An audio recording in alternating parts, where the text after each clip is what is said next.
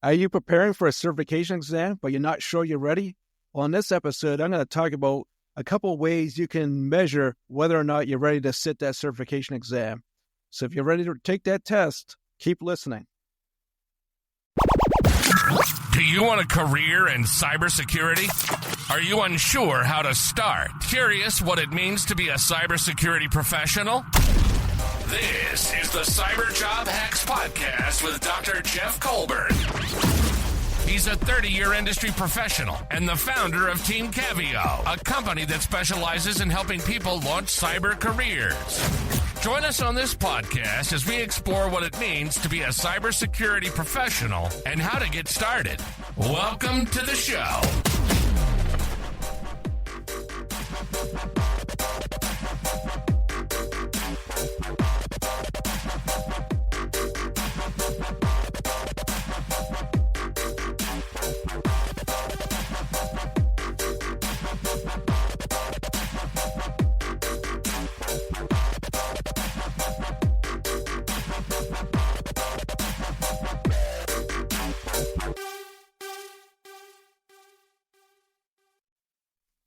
Welcome to the Cyber Job Hacks Podcast. I'm your host, Dr. Jeff Colburn. So a lot of people ask me, how do I know when I'm ready for that certification exam? I often tell people there's a couple of ways to determine if you're ready to sit the exam, and it's expensive. So you want to kind of make sure you're ready because there's no refund. You fail, you pay $300 to sit for an exam, and you fail it, you're going to come with another $300. You want to make sure that you're ready. So, a lot of my students, they say, okay, well, how do I know that I'm ready? How do I know that I know the material well enough that I can sit the exam and pass with confidence? Well, there's a couple of ways to approach this. So the first way is just look at the exam blueprint, right? When you're looking through the exam blueprint and you see all the topics that are going to be covered on the exam. Now, they can't put anything on exam that's not on the blueprint. There's no surprises. All your questions are going to come from the topics on the blueprint. So what you should be able to do is when you go through the blueprint, you should understand all the topics listed. There shouldn't be anything that you don't know. Like there shouldn't be any surprises when you look at the blueprint. You see like a topic, like it says like spanning tree. You shouldn't be like, oh, what's spanning tree? If you studied and prepared properly, you should know a bit about that topic. Now, that's pretty broad when it's like, hey, spanning tree, right? There's a lot to it. So, but that's kind of like the first thing I tell people is, go through the exam blueprint. Make sure when you see a topic on the blueprint, you understand what it is, that you have a fundamental understanding. That's that first level is, okay, I know what a VLAN is. I know what 802.1q trunk is. Then you're going to go deeper. So what I always recommend to my students is practice exams, especially for people going into the entry-level certifications. Practice exams are a good way to measure where you're at. It's kind of like a snapshot of your preparation. And it also serves another purpose. It's going to get you familiar with the way the exam's going to ask questions. So it's not always going to just be straightforward question and answer, right? Here, what is this? Here's your 5 choices. Sometimes they're almost like a word problem. You kind of have to pick apart the question to figure out what they're asking, and then what's the correct answer. So just through the practice exam, you're able to get a feel of how they ask questions, because for a lot of, especially my students, this is the first time they're taking a technical certification exam. So it's unlike anything else they experienced before, for most of them anyway. Exactly what it is a practice, right? It's practicing, getting used to the way they ask questions, how they phrase questions, the type of questions. Some questions actually have simulators. You actually have to go in and do something to answer the question. So that's part of it. But like I said, it gives you a snapshot. This is most important. It gives you a snapshot of where you're at. When you finish studying and, you go through the blueprint and you're like, okay, I think I know everything that I need to know. I think I'm ready to sit the exam. Well, we take a practice exam. and you're going to get a score, right? Because you're going to go through it just like any other certification exam, but it's just for practice. And it's going to give you a total score. And then it's going to give you a breakdown of that score based upon, the major topics of that exam. So, for example, if it was like a CCNA exam, it's going to have like, here's your section on routing, here's your section on switching, right? And it's going to give you a percentage. And this is a good way to measure where you're at, because what happens is you say, oh, wow, I'm kind of weak in this area, but this area I'm strong. So you know where you need to focus your study as you continue to prepare to sit the exam. So like I said, you want to make sure that you do well on the practice exam before you sit the actual certification exam, because the certification exam is going to be more difficult.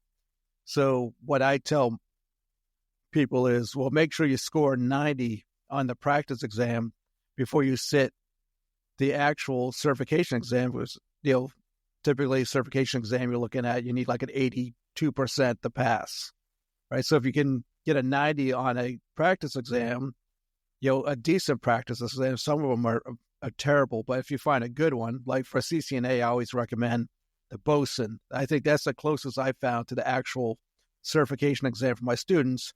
And historically, it's proven when my students score 90 on the practice exam, they pass their certification exam. So this is what I would recommend. Once you have a good practice exam, each week you sit down and you take the practice exam.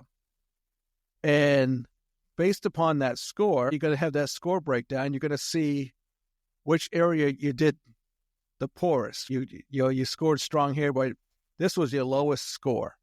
So what I say, okay, for the next week, study that topic. You can maybe be more aggressive if you're really devoting a lot of study time. But I typically say for that week, the lowest scoring section, study that for the week. And then the next week, take the practice exam again. Now, hopefully that section you scored the lowest on moves up. So then you have another section that's your lowest scoring section. So that's what you're going to study for the next week. So you keep doing that. Each week you take the practice exam, you see where you scored the lowest, and then that's the area you study. Now you continue to do this. In a few weeks, all of a sudden your score is going to rise up to where you scored over 90. You're strong in all areas, right? You strengthened your weak areas. So now you're ready for a certification exam. And what I always tell my students is once you have that 90 on your practice exam, schedule your certification exam immediately, because you don't want to fall off. Because once you stop studying, you're going to start losing the things that you know. So you want to get in there as quick as possible. Don't stop studying. Between time you score to 90 and time you sit the certification exam, keep studying. Keep that stuff fresh in your head. And I usually the day before the certification exam, you take that day off. But between that 90 and test day, keep studying. Don't allow your knowledge to fall off. So there's a couple of things I'd caution when you do this, though. So the practice exam only has a finite amount of questions. So as you go through this process of taking the practice exam, study, take the practice exam, study, you might see the same questions again.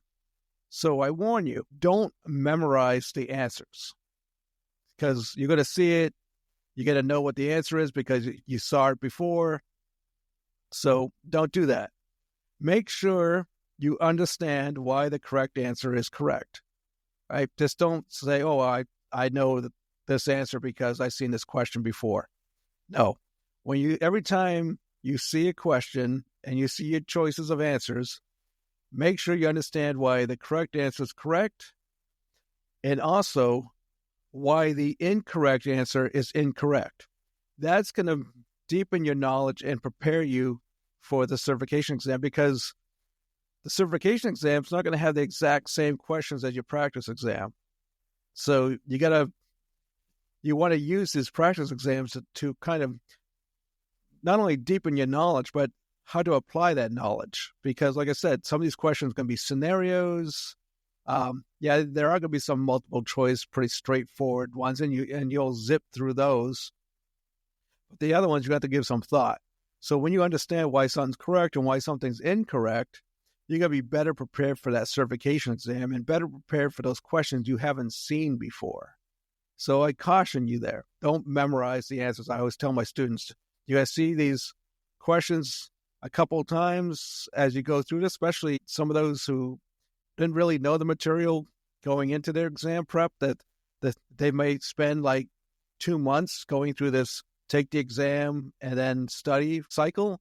So they'll see those questions over and over. So I tell them, don't memorize the answers. Make sure you understand why it's correct or why is it incorrect. The other warning, when you're looking for practice exams, you're going to see people posting exam dumps. Basically, people that go in, take the exam, and somehow they're able to pull all the actual answers from the exam and they post it for people. You don't want to use this because it's worthless to you. Yeah, you might be able to memorize the actual questions and answers, but what good is that? Because the whole point is you want to launch a career in this industry, not just get certified. Because even if you get the certification, you're going to go into a technical interview, they're going to ask you questions, and you have no clue. So it served you no purpose. You got a worthless certification because you can't get past a technical interview. So don't even look at those exam dumps. Stay away from those. Just get yourself a good practice exam. Like I said, if you're looking at the CCNA, Bosun has a great practice exam. That's what I use for my students. So I recommend for them, and has worked out historically. Like I said, those who score over 90 on the practice, they are ready and they pass the certification exam. So I hope this was helpful. Until next time, have a great week. Thank you for listening to the Cyber Job Hacks Podcast. We hope you enjoyed today's episode. If so, please share with a friend who may be interested in becoming a cyber professional. Also, please leave a review on Apple Podcast. Your feedback is greatly appreciated, as it will shape our future episodes. Meet us here every Monday as we discuss the cyber job market and how to launch your career. Until next time, have a great week.